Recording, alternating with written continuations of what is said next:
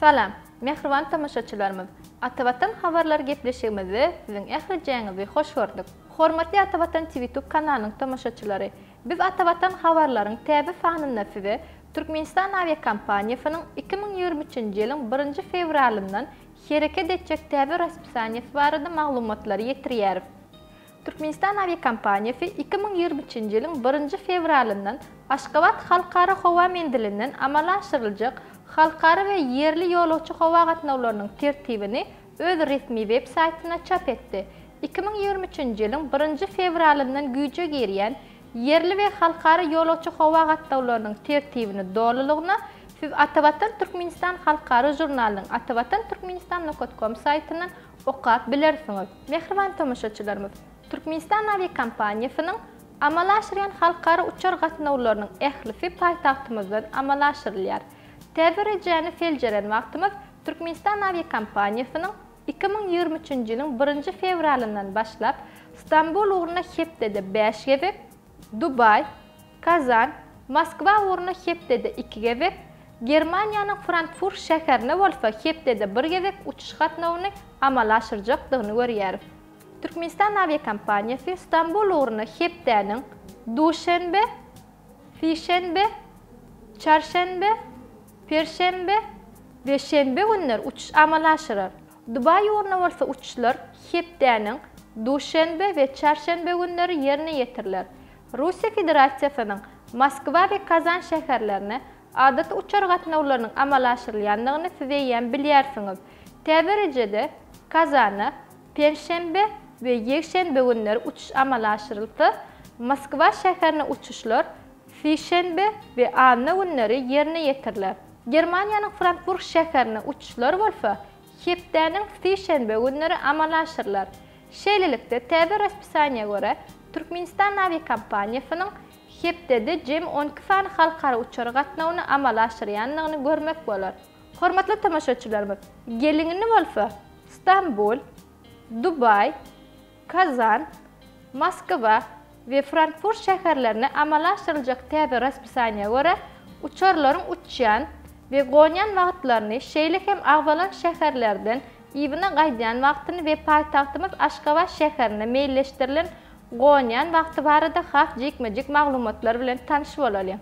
Mehriban tamaşaçylarymyz, habarymyza geçmeden öňe häzirki döwürde daşar ýurtlary okuma üçin gitmek isleýän talipler üçin okuw mewsumynyň açylandygyny habar bermek isleýär. Mysal üçin, egerde siz ýa-da ogluňyz, gyýbyňyz Türkiýanyň Abraýly universitetleriniň biri bolan Bahçeşehir, Özyeğin ýa-da Medipol universitetlerine şeýle hem Türkiýeden fanawa giren beýleki universitetlerde okumak isleýän bolsa, onda bu universitetleriň Türkmenistanyň talipler boýunça ygtyýarly vekili Atabatan danışmanlyk we terjime merkezine ýüz tutup bilersiňiz. Habarlaşma üçin 90 532 401 71 52 90 530 251 36 73. Hormatly talipler we enatalar, Türkiýede bilim almak üçin attestat, 3 ýyllyk baha we pasportyň terjimesi üçin eýem neçe ýyldan bäri esasan hem daşar ýurtda bilim alýan taliplary terjime hyzmatlaryny berip gelýän makul hyzmat terjime merkezine ýüz tutup bilersiňiz. Habarlaşma üçin 863 78 96 73 862 60 52 61 96 48 55. Geliňini bolsa 2023-nji ýylyň 1 fevralyndan Aşgabat halkara howa mendilinden amala aşyrylýan halkara ýolagçy howa gatnawlarynyň tertibiniň jekmejekleri bilen tanışalım. Aşgabat şäherinden Istanbul ugruna we Istanbuldan hem Aşgabat şäherine hepdeniň duşanbe gününe amala aşyryljak uçuşyň fagatlary şeýle. Aşgabatdan 07:35-de uçýar. Istanbul şäherine yerli wagt bilen 09:35-de goňar.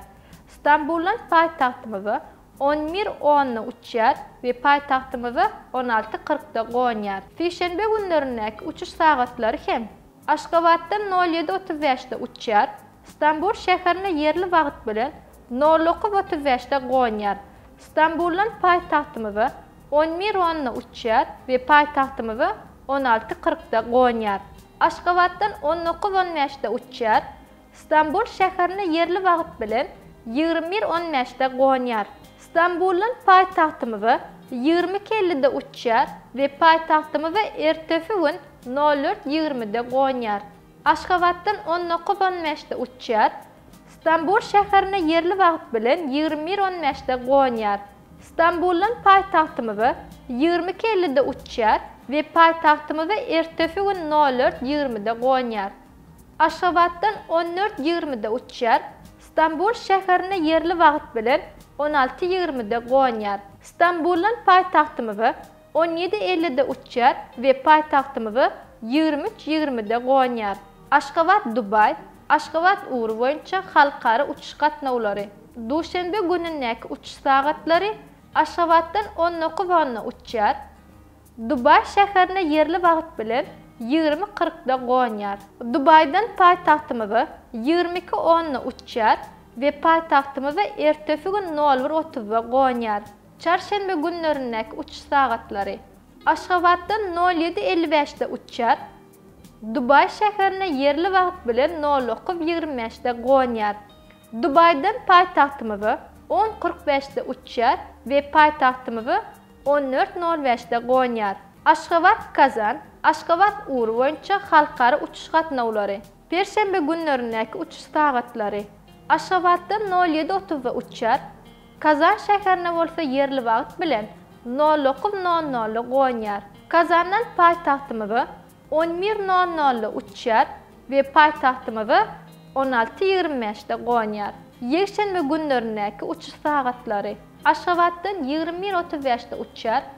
Kazan şäherini yerli wagt bilen 23:05-de goňýar. Kazandan paýtagtymyzy 00:35-de uçýar we paýtagtymyzy ertesi gün 05:50-de goňýar. Aşgabat Moskwa, Aşgabat uğru boýunça halkara uçuş gatnawlary. Sişenbe günlerindäki uçuş sagatlary Aşgabatdan 20:50-de uçýar we Moskwa şäherini yerli wagt bilen 22:45-de goňýar. Moskwadan paýtagtymyzy 00:15-de uçýar we paýtagtymyzy ertesi gün 06:05-de goňýar. Anly günlerindäki uçuş sagatlary Aşgabatdan 06:50-de uçýar.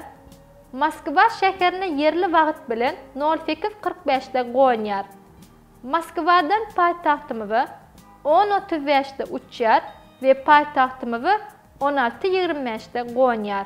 Aşgabat Frankfurt, Aşgabat uğru boýunça halkara uçuş gatnawlary. Sişenbe günlerindäki uçuş sagatlary Aşgabatdan 12:40-da uçýar. Frankfurt şäherine bolsa yerli wagt bilen 15:40-da goňýar.